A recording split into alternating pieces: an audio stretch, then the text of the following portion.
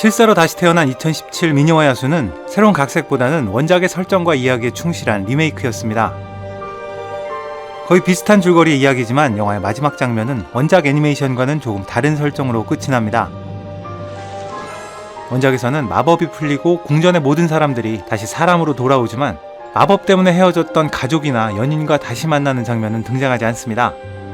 왕자와 벨이 춤을 추는 마지막 장면에서도 이를 지켜보는 사람들은 그저 낯선 사람들일 뿐이죠. 하지만 실사로 돌아온 미녀와 야수에서는 이 설정이 조금 바뀌었습니다. 주전자였던 미세스 팍과 찻잔 칩은 헤어졌던 아빠를 다시 만나게 되고요. 시계였던 콕스워스는 헨리라는 자신의 본명을 부르는 부인과 상봉하게 됩니다. 서로를 얼싸안고 반가워하는 주변 사람들의 모습만 보더라도 마법으로 서로를 잊고 있었던 궁전 안팎의 사람들이 다시 만나게 된 걸 쉽게 짐작할 수 있습니다.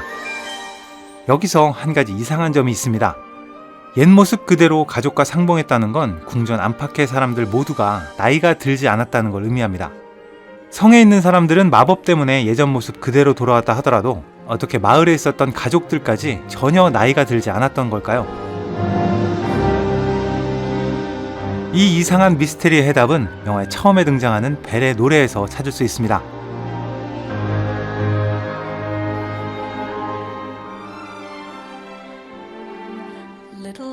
현관문을 나서면서 그녀가 부르는 노래의 가사에서 첫 번째 힌트가 등장합니다. 언제나 변함없는 나날들.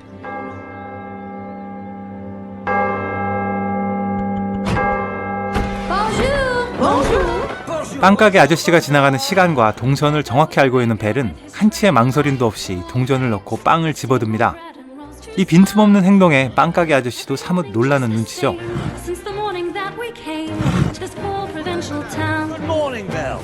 장 아저씨의 당나귀에게 줄 사과도 이미 주머니에 준비해왔습니다. 그리고 이 착하고 선량한 아가씨 벨이 꼬마 아이들이 빨래를 개고 있는 위를 성큼성큼 걸어갑니다. 마치 자신이 지나가면 아이들이 빨래를 들어올릴 걸 이미 알고 있었던 것처럼 말이죠. 그렇습니다. 이 마을은 매일 같은 하루가 반복되는 타임루프에 걸려있는 겁니다. 요정은 왕자의 성에만 마법을 건 것이 아니라 이 마을에도 마법을 걸어서 매일 같은 하루가 반복되게 함으로써 마을 사람들도 나이를 먹지 않게 만들어 놓은 거죠. 1993년 빌 머레이 주연의 영화 사랑의 블랙홀을 통해서 타임루프의 특성을 잠깐 알아보면 어떤 일이 일어날지 정확히 알고 있는 주인공은 정해진 시간에 일어날 일을 미리 막을 수 있게 되는데요.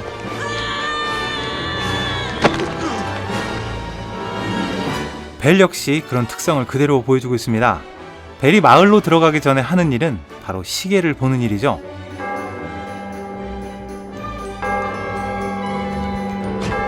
어쩌면 벨은 그냥 시계를 바라보고 있던 게 아니라 정확히 아침 8시가 되기까지 기다리고 있었던 건지도 모르겠습니다.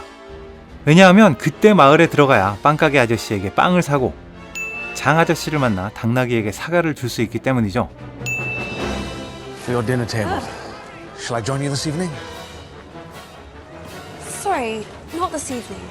게스톤과의 대화에서 특별히 바쁘지도 않으면서 오늘 저녁은 안 된다고 거절했던 것도 다음 날이 되면 결국 똑같은 하루가 반복되기 때문에 오늘만 넘기면 된다는 걸 그녀는 알고 있었던 겁니다.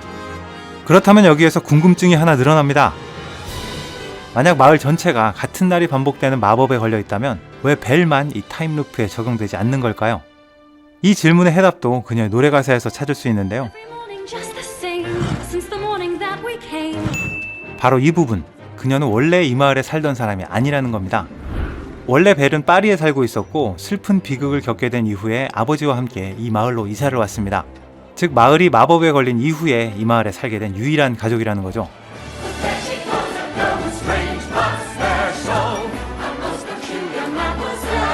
그래서 사실 특별히 독특하거나 이상한 행동을 하지는 않는데도 마을 사람들이 그녀를 희한한 아가씨라 부르는 이유도 매일 같은 하루가 반복되는 이 마을에서 그녀만이 다른 행동을 할 수 있는 유일한 사람이었기 때문일지도 모르겠습니다.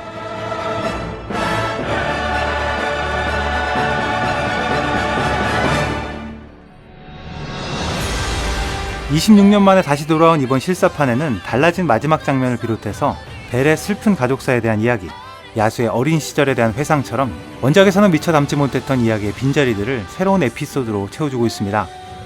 원작 애니메이션의 팬이시라면 새롭게 추가된 다양한 장면들을 찾아보는 재미와 함께 화려한 그래픽으로 다시 돌아온 이번 미녀와 야수를 다시 감상해보시는 것도 즐거운 경험이 될 것 같습니다. 지금까지 빨강도깨비였습니다.